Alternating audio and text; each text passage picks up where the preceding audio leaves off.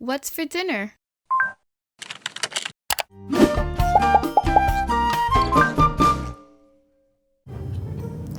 Mira que reguero. Who's cleaning this up? You? Oh, I mean, you here. I made a huge mess. My goodness, what happened? Actually, really good. Hey everyone, I'm Chef Z and welcome back to my channel, Chef Z Cooks. Today I have a super special and exciting video for you guys, and listen, I know I say that each and every single time, but today it's actually truly different and truly special, and that's because I'm going to be sharing my updated sofrito recipe with you guys finally. I have been promising this for years. In fact, if you guys have been with me since day one, then you know that the very first video that I ever shared here on YouTube was a video on how to make sofrito. And thank you guys for the love on that video through the years. And since I've shared that recipe, I have been promising an updated sofrito recipe. And you know, 6 years later, I finally got to it. Now, before we jump into the recipe, I just want to talk a little bit about the ingredients and just a little bit about sofrito in general.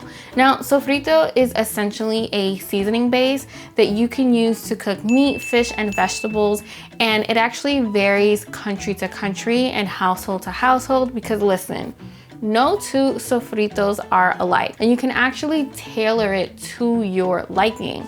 And speaking of which, we're gonna talk about all the ingredients that I love to include in my sofrito, starting with some fresh cilantro. And by the way, you can also use some culantro, which is cilantro ancho. I like to add some scallions, a Cubanelle pepper, but you can definitely use a regular green pepper, a ton of garlic. To be honest, I don't even know if this is enough. We're going to be using some ajicitos, more on that later. I like to use a white onion. You can definitely use a red onion or even some shallots for a little bit of bonus points. I'm going to be using some oranges, well, not oranges, just one orange, some Dominican oregano, and I'm using some whole Dominican oregano, more on that later as well. Some lime, salt, pepper, and a tiny bit of oil.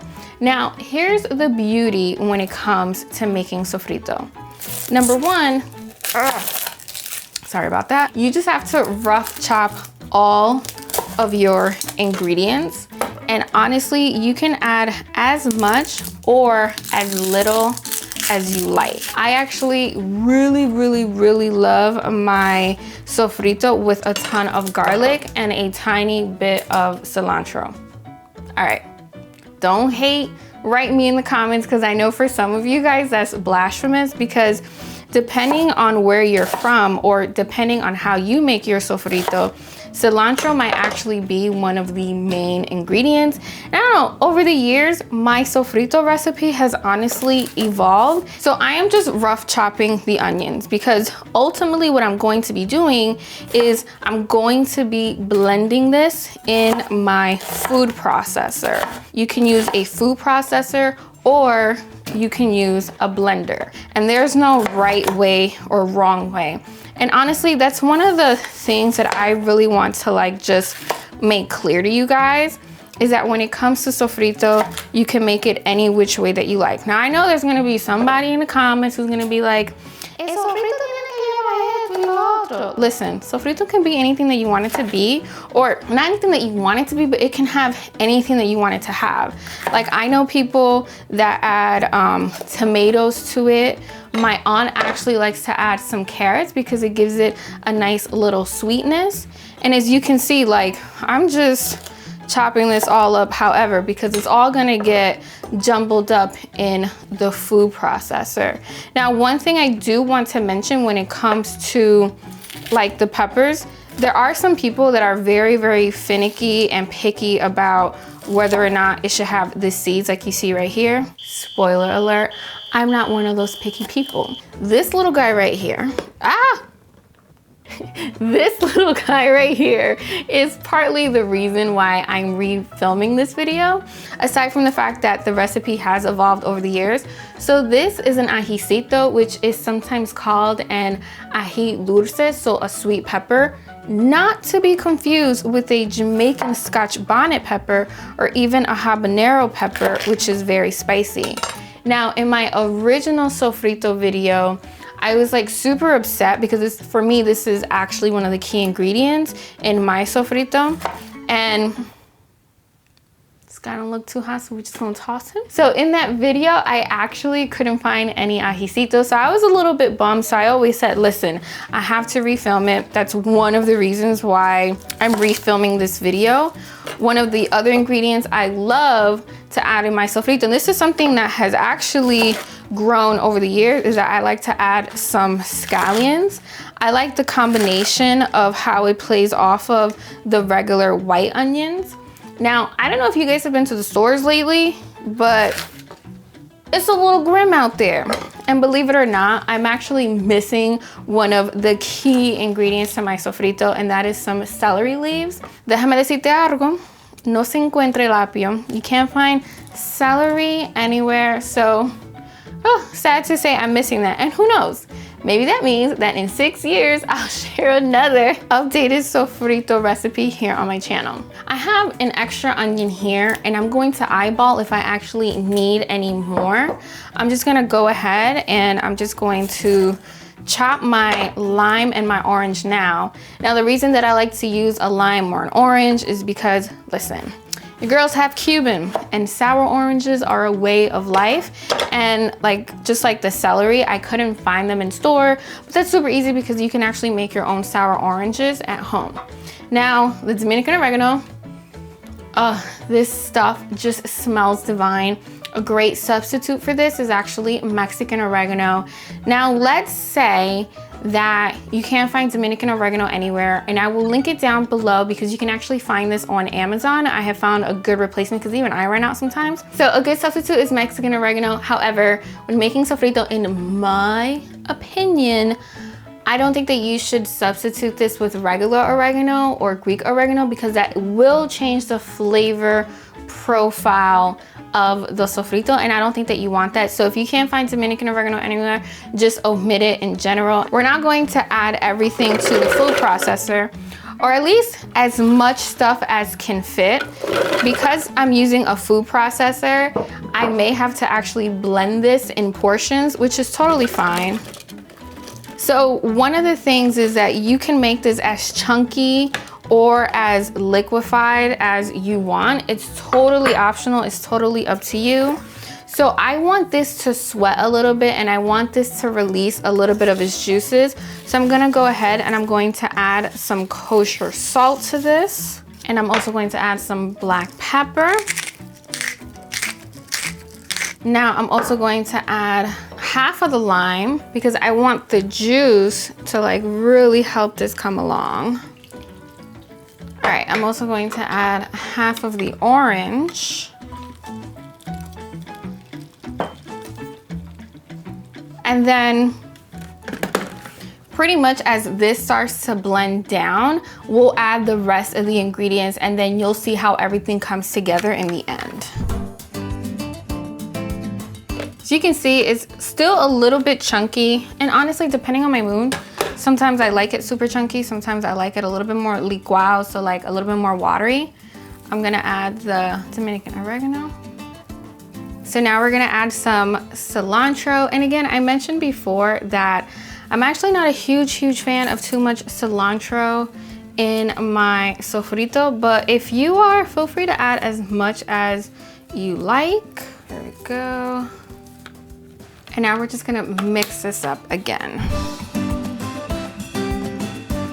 So I can tell just by the color that it needs a little bit more oregano. It smells so good. One thing about me is that I get my Dominican oregano straight from DR. So here's the beauty about making sofrito, is that you can definitely alter it to your liking. A lot of it for me, I base it off of look and smell. So I know that I like my sofrito to be a little bit deeper in color, almost like a greenish brown. Right now, she looks fine. She's a little bit too vibrant for me, so that's how I know that it needs a little bit more oregano. Okay, so I just want to take a quick look at this.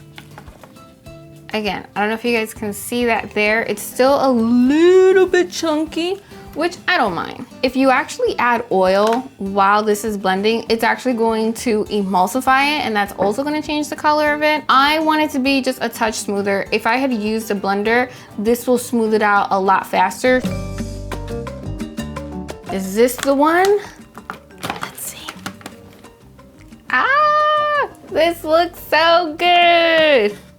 Look at that. Look at that. Oh my goodness, it smells amazing. Okay, let me clear my station real quick, because now I'm actually going to show you guys how I like to store it. I like to season it ever just so slightly, and we're gonna get rolling. Now, I did forget to mention that you don't have to use whole oregano. You can definitely use ground oregano. I go back and forth between the two. It really comes down to what is it that I have. So look at that.